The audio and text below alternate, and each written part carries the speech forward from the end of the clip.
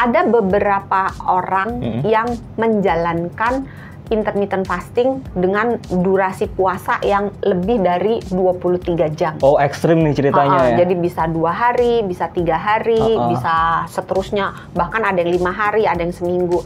Nah, jika ini namanya extended fasting. Jadi kalau yang puasa yang jangka panjang banget, dilakukan sekali-sekali, atau dilakukan dengan panduan dari dokter, itu masih oke. Tapi kalau misalnya ngelakuin sendiri, terus terlalu sering, nggak jelas tujuannya, nggak jelas evaluasinya, yang ditakutkan kurang gizi. Yang kedua, itu menganggap bahwa udah puasa, ya udah nih, begitu jendela makan dibuka, mari kita makan berpesta.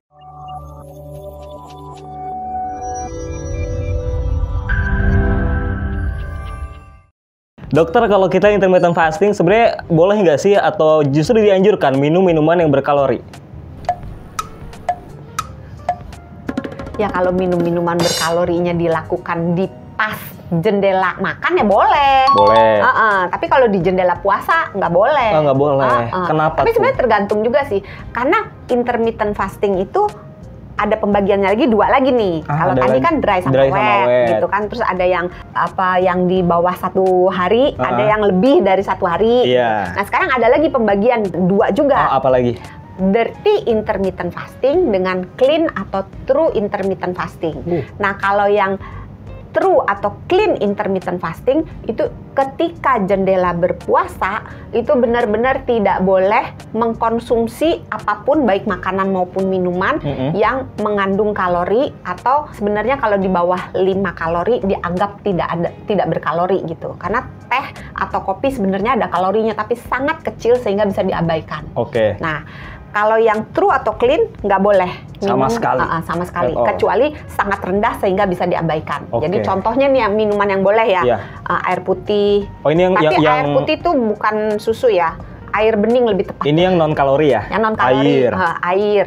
Teh pahit. Teh pahit, Kopi pahit. Kopi pahit. Semua pahit ya, hidup udah pahit gitu kan. Muka pahit lagi kan? Iya, gitu kan.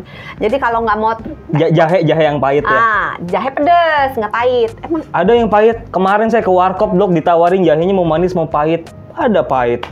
Baru tahu jahe pahit. Jahe mah anget. Kalau yang tahu coba komen deh jahe pahit. Jahe campur paracetamol ditumbuk jadi puyer, pahit. Pantes saya pusing habis itu ya minumnya ya. Pusingnya sembuh dong. Jadi boleh tuh teh dari herbal, jadi kayak jahe, kunyit, kayu manis, terus kapulaga, kan banyak bumbu-bumbu dapur yang sering dijadikan teh. Itu nggak ada masalah. Atau misalnya rebusan daun pandan. Trombowali. Apa? Brotowali. Ke trombowali. Brotowali tuh kejem banget loh. Itu pahit banget. Kan? Tapi itu kan non kalori. Ya boleh sih. Sehat dong. Sahabat Sonora, besok-besok kalau mau ngirim brotowali, jangan lupa ya diseduh. Terus alamatnya di sini ya, Palmerah ya. Gedung. Ditujukannya buat Sony Wicaksono. Dia doyan soalnya. Jangan Dokter Santi nggak doyan. Itu yang non kalori. Habisin loh kalau dikirim mama Sahabat Sonora. Iya, boleh. Terus boleh juga pakai teh dari bukan daun teh. Teh itu kan ada teh daun teh, bukan daun teh. Teh yang bukan daun teh tadi terdiri jahe, kunyit segala macem, atau yang dari bunga, chamomile, krisan gitu. Atau teh dari daun pandan, daun. Iya, melati enak juga sih. Enak, wangi kan. Atau bunga telang. Bunga telang. Boleh juga. Jadi daun mint gitu, itu semua boleh. Nah itu kan yang non kalori ya. Saya pengen tahu dulu, saya pengen tahu dulu contoh minuman yang ada kalorinya, biar sahabat Sonora di sini clear nih semuanya nih. Apa yang minuman yang ada kalorinya adalah minuman yang ditambahkan gula lah, creamer lah, kental manis lah, susu lah, apalagi ya. Pokoknya manis-manis aja ya? Ya, pokoknya ada penambahan yang di dalamnya itu mengandung gula maupun lemak, itu nggak boleh dilakukan pada saat jendela puasa di intermittent fasting yang true atau yang clean. Tapi kalau yang dirty boleh. Oh, dirty boleh ya. Dengan catatan jumlah kalorinya tidak melebihi 100 kalori setiap kali di jendela puasa. Jadi kalau mau susu dikit boleh, mau telur rebus 1 aja boleh. Tapi jangan ini dikit, ini dikit, ini dikit, ini dikit, lama-lama jadi bukit. Dokter, kalau pas lagi jendela puasa di intermittent fasting, boleh nggak sih kita olahraga dengan intensitas yang berat? Nah, ini pertanyaannya susah gampang. Wow, contohnya kita main bola pas jendela puasa. Karena sebenarnya olahraga yang berat itu nggak puasa aja, nggak boleh dilakukan oleh sembarangan orang. Nggak puasa aja kita berat nih, olahraga berat. Apalagi pas berat untuk jangankan olahraga yang berat, olahraga ringan aja berat gitu, apalagi olahraga yang berat, tambah berat. Itu Ini sahabat Sonora udah geleng-geleng. Jangan skip. Kita udah berhenti. Nggak begitu lagi, nggak. Jadi olahraga yang berat itu membutuhkan stamina yang baik, membutuhkan jeroan kita yang baik. Teknik yang benar juga. Terus jantungnya harus baik, paru-parunya harus baik, sendi-sendi dan ototnya sudah terlatih gitu. Jadi tidak semua orang boleh melakukan olahraga yang berat.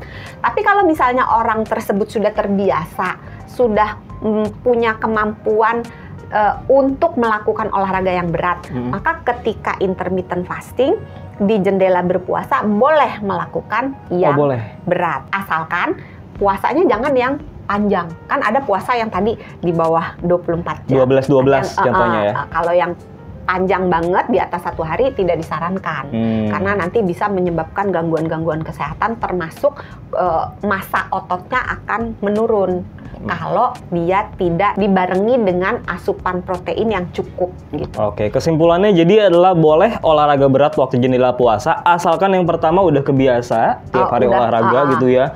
Yang kedua adalah 12 minimal ya, 12 jam puasa, jangan 12 jam pas puasanya. Terus yang ketiga, kalau bisa mendekati jendela makan, jadi selesai olahraga bisa makan, atau ketika awal. Jadi pas makan, jadi dia harus deket-deket dengan makan. Pertanyaan selanjutnya Dokter Santi, kalau bicara soal intermittent fasting, sebenarnya semua orang boleh nggak sih untuk melaksanakan yang namanya diet intermittent? Pada dasarnya, hampir semua orang yang sehat boleh melakukan intermittent fasting. Tapi untuk sekelompok orang, bukan nggak boleh ya, bukan nggak boleh.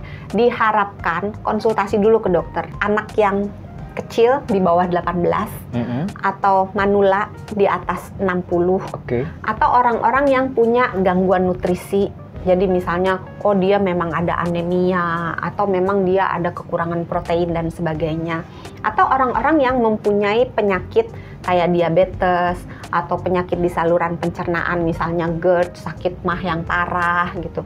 Terus punya gangguan hati, punya gangguan ginjal, punya penyakit imun, atau punya masalah di kejiwaan yang terkait dengan makan. Misalnya kan ada orang yang bulimia, ada orang yang pokoknya ada gangguan ya, entah gangguan kecemasan atau gangguan makan, ada gangguan di kejiwaan, tidak dianjurkan untuk melakukan intermittent fasting sebelum konsultasi ke dokternya. Jadi kita, walaupun kita sehat sekalipun, kalau mau intermittent fasting sebaiknya konsultasi dulu sama dokter ya? Iya, sama satu lagi, jangan lupa juga untuk ibu-ibu yang sedang hamil, ibu-ibu yang sedang menyusui, atau ibu-ibu yang sedang dalam program ingin hamil, itu juga konsultasi dulu. Karena bukan nggak boleh, ada beberapa hal yang ada lampu merahnya, ada lampu kuningnya, ada lampu hijaunya, tapi memang ada beberapa orang yang benar-benar nggak boleh. Dok, pertanyaan selanjutnya soal intermittent fasting.